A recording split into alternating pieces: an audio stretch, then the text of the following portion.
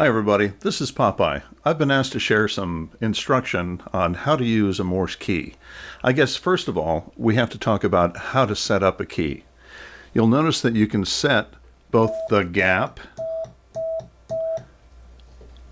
or you can make it very, very fine, so you barely move it.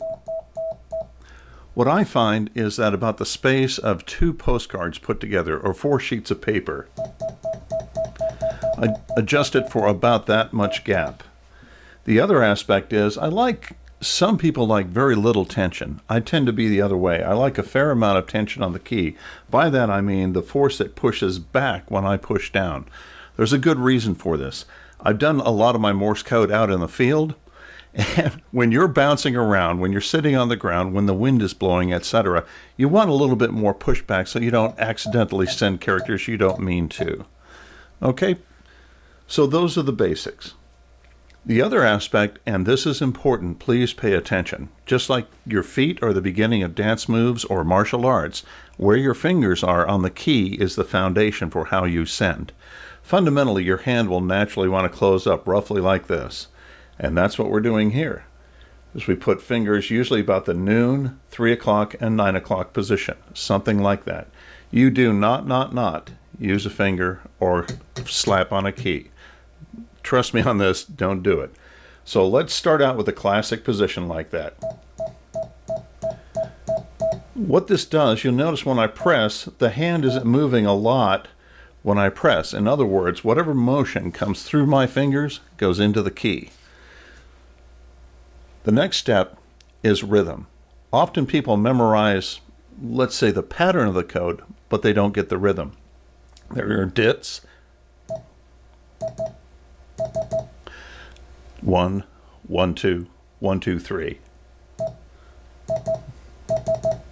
Okay, and there are das.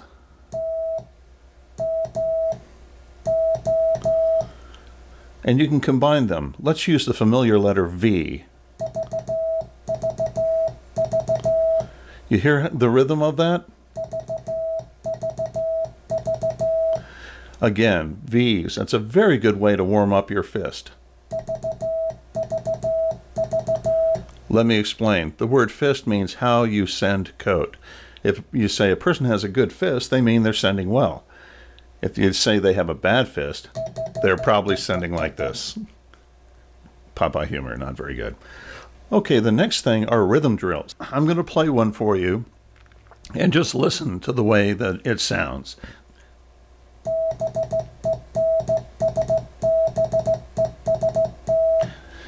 We're going to be sending Ben's best bent wire. Why that? Because it builds rhythm. But you hear the way that the code flows?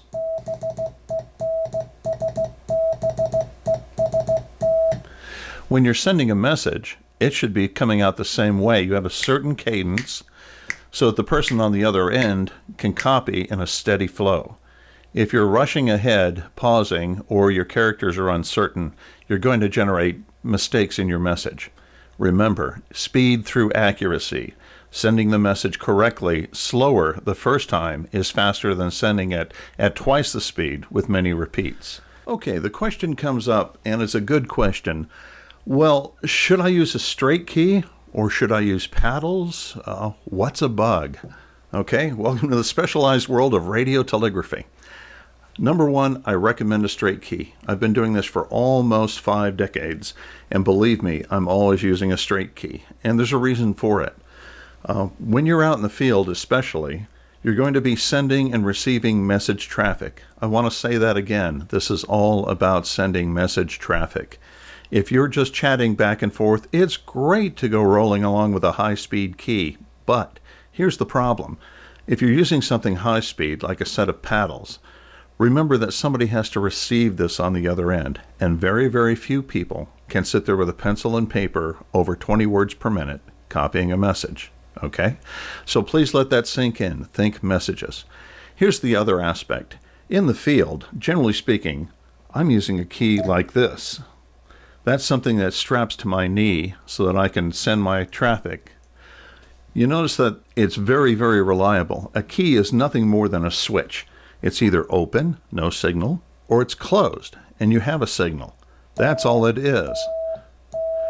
You'd be surprised how many things can go wrong as your key becomes more complex, becomes a set of paddles, becomes a bug. Always remember, think, I may be operating outside of the ham shack, and I may be passing radio traffic. Okay? So, you have a huge key that was developed for shore stations in the marine industry, and you have a tiny little key like this. Is there a big difference? Well, let's listen and find out. Remember the drill we were doing about Ben's best bent wire? Well, let me see what this sounds like here.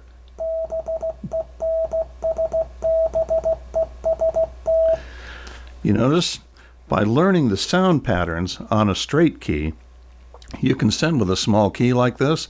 I've sent traffic before using, frankly, 2 pieces of wire because somebody forgot the key. And somebody named, by the way, Popeye. Okay, the question comes up, how do I learn the Morse code? Well, quite often this has been handled on the forums, but let's talk to you directly here. There are 3 apps, or 2 apps in one program that are highly recommended. The first one is Morse Code. I tend to not use that one since I'm already conversant in the code, but friends of mine who use it really like it. This will teach you the sounds of the characters and gradually build a vocabulary of letters, numbers, and basic punctuation. The other program is Golf 4, Foxtrot, Oscar, November. And that's a very good program. I use it to load up, anything, documents, news stories, whatever. Put it in there, and it will send it to me as Morse code. And we'll cover these in detail. The last one is Morse Machine. What you want to do is you want to transition from the app to being able to use a key. That's very important. And again, I emphasize a key. And the reason being is that your concentration should be on receiving, at least 2 to 1. In other words, if I practice receiving 20 minutes a day, take a break, take 10 minutes of sending, because sending is fun, but receiving is going to be the most important. That's where you learn the rhythm of the code, and that way you're actually having to receive something that you don't know the text ahead of time. That, by the way, is why transmitting seems so easy. I hear it all the time. It's normal. I was the same way with, but I can send, I can send fast, but I can't receive very well. Well, the reason being is you know what you're saying. It's like learning a foreign language. And I've had to learn a couple of them. And I've had that thing where I said something, it sounded beautiful to my ears, but the native speaker in the country I'm in tilts their head with this look of misunderstanding. They have no idea what I just said. I knew it, but I hadn't really learned their language. So here we go. Remember your 3-position contact, just as if your hand were going to be turning a knob. Here. Remember your drills. Ben's best bent wire. Look up the characters and remember the rhythm.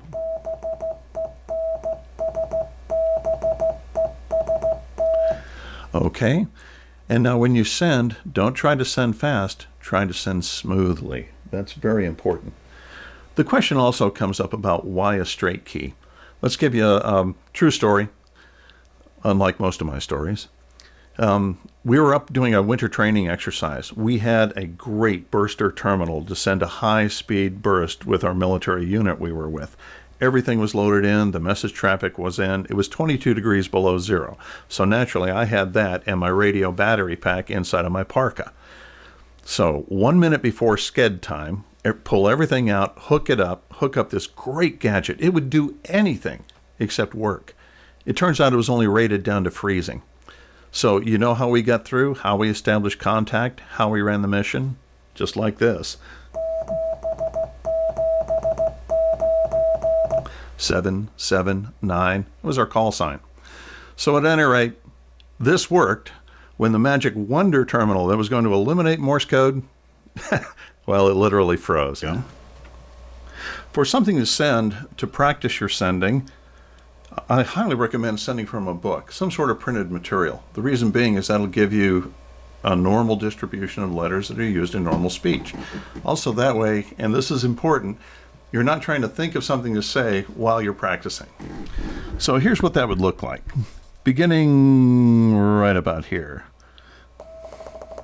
That's a BT. It means break. Here it comes.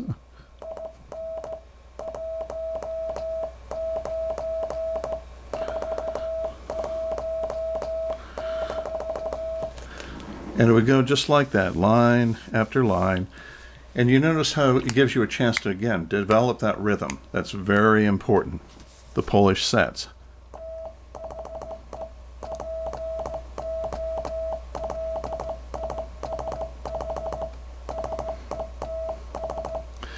You can see how easy that would be to copy on the other end, especially if we were to slow it down. I'm just sending at a normal hand sent speed of about 15 to 18 words per minute.